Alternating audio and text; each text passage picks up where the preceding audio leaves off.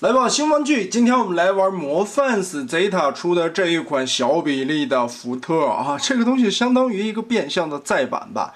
最早的时候，我记得是 TW 出了一个原色版本，后来 Zeta 出了一套金属涂装的版本。这一回据说魔范斯也是把这个模具买回来之后，又重新出了这么一波。涂装方面依旧是沿用的这个金属涂装的配色。纸品方面，说明书、人物卡、信用卡的材质，这也算标配了。但是这回里边会带一根改锥，就是这种最普通的平头改锥。我一开始还纳闷，带一改锥，这里边有什么电的吗？声光啊啥了的。后来才知道，这玩意儿是个撬棍。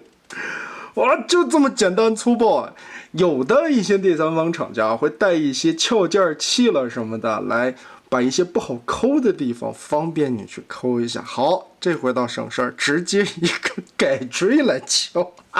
头一次见这么带撬件器的厂子，也确实，这款因为上了漆的关系，所以在变形的过程中有一些地方还是比较紧的。大基地方面，所谓的大基地啊，其实尺寸上面来说也是非常迷你的，该有的一些细节倒是也做了，比如说翻开的这个舱盖门，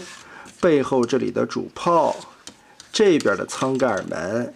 还有上边这里，它多加了2个小炮，其实是这样斜着摆的，防空的。另外，前方这里的滑道可以抽拉出来，上边搭载一个迷你小金刚的话，可以推出来。这边的盖子也可以打开，上方的盖子，哎呀，好紧，就该用改锥了。好，敲一下，呵，里边吧，其实在G1的大版本里，这里有一个转盘，但是做小比例吧，只是一个刻画，并没有实现出来。在基地形态下，我发现有2点问题。第一个，侧面的这个小炮，正常的展开应该是这样的翻出，但是它在往里收的时候啊，这一块其实不是很容易折平。你看，刚刚好有一个边缘的倒角，这过不来。可能也是因为这里边的这个漆面厚度导致的啊，这里会卡住，这是一个点。第二个，我们把这一块跑道撩起来看，从侧面这里会明显的感觉到前方跑道红色的这个边缘，根部这里是翻不到底的，所以这个是极限了，它就卡在这儿了，导致了你这一块其实是压不太平的。理想状态，我觉得应该是这一块折出来之后啊，跟这里平行压下去。所以现在就导致吧，前边的这一块基地头会翘起来，顶起来一块。我觉得也是中间的这一块的公差再修一修啊，把这里翘平了，才是最理想化的状态。反正现在就差一点点。那自然现在已经到了这个状态了，我们就开始把它变成大飞船的形式，把炮卸下来，后边的这一块对折回去，2条胳膊依旧是放平。所谓的大飞船，也就是变一下腿部的造型吧，把这2块折开，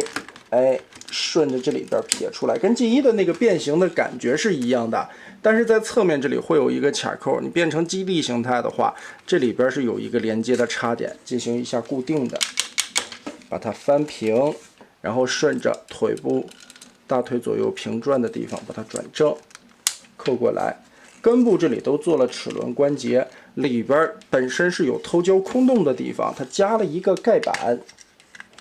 双关节翻上来，把这个窟窿给你堵上。除此之外，在胯部这里，它做了一个分层的零件，把它撬开，跟腰部中间这里的一个插扣固定，结合起来，就相当于把这个大胯的关节锁死了。它在飞船形态下，这里就不会乱动了。最后，我们再把大炮可以插在侧面。变形结构大体上是跟 G1 差不多的，只是在一些细小的地方做了一些改动和修正，比如说腿部空洞加了盖板，这里做了一些稳固的插合。所以我个人感觉也是在做巨无霸福特这角色的时候，如今的产品非常能抉择的一个点了。你到底改是不改，对吧？改了就不还原，不改的话嘛，大家也会说它变形简单，反正基地金刚变形都是这个意思啊。大差不差，这回主要还是增加了一些细节，增加了一些可动，美型甚至都没有怎么太增加的地方啊。倒是吧，因为尺寸变小了，所以呢，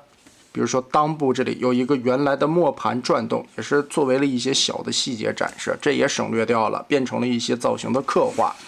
腿炮这个地方是可以翻出的，这边的这个炮上下也可以旋转。驾驶舱打开，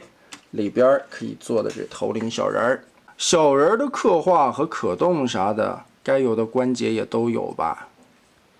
来回活动，大部分都是球形关节啊。变形也特别简单，手立齐了，然后把腿部顺膝盖这里旋转180度，左右对叉扣起来，卷一下，那这脑袋就出来了。然后巨无霸福特的变人过程，大炮摘掉，两个腿板上的炮放下去，大脚丫子直接90度立起来，侧面这里记得刚才我们锁住的这两个扣子，把它撬开。改锥还挺好用的，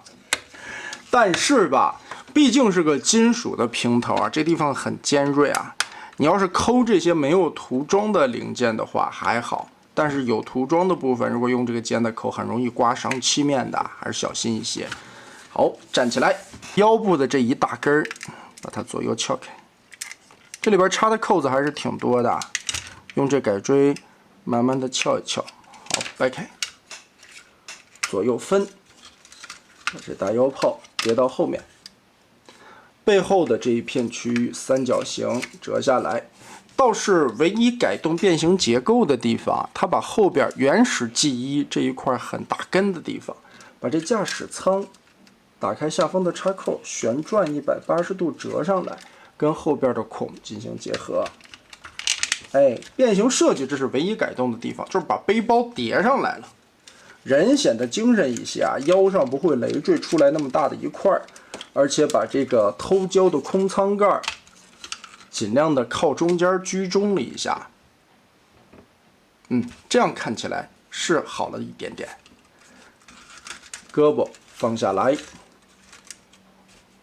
手臂做了隐藏，把这后边的盖子卸开，有插扣，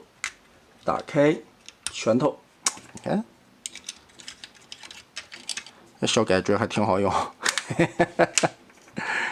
这一片根部它其实做了一个左右的转轴，让这小翅膀多了一点点的活动范围。然后我们再把这个腿炮折起来，这就是刚才说到的那个问题。腿炮折起来的时候，这一块并不能翻到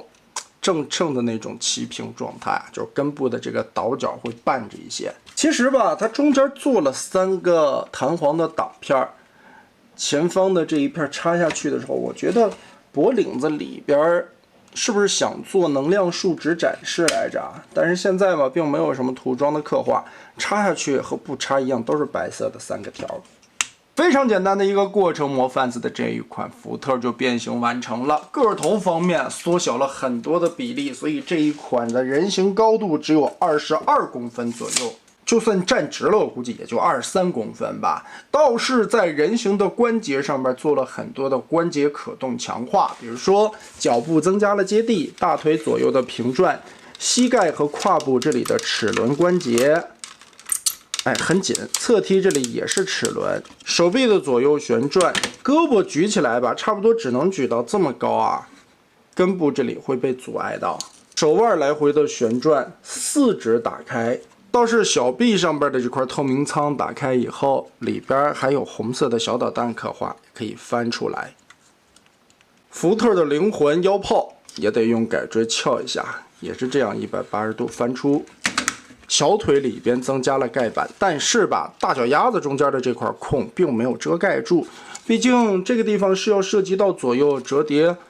可动关节的，这脚部接地的幅度还很大，这一块如果说盖上的话，会跟这块板子可能有一些阻碍吧，但是也别全露着，如果这里再加半截盖板，堵一下孔，可能效果会更好一些。那么总的来说吧，增加了很多的可动关节，让这款摆造型的时候会更加的好看，而且基本上在基于原始设计和造型上边，并没有做出很大规模的改动啊，也是让这种 G1的老玩家们感觉一种很复古的味道。身上会增加一些刻线花纹，也在一些部分的零件上边增加了金属漆的涂装，让质感表现力更加的漂亮。但是基地金刚其实我觉得还是玩个大，和一些其他的小型玩具进行一些互动，再加上身上处处可展现出来的机关，我觉得才是这种基地金刚的这种特殊的玩法，或者说独有的魅力吧。缩小了之后啊，就是方便你把玩，或者说摆柜子不占空间，放那儿算是一个情怀向的产物。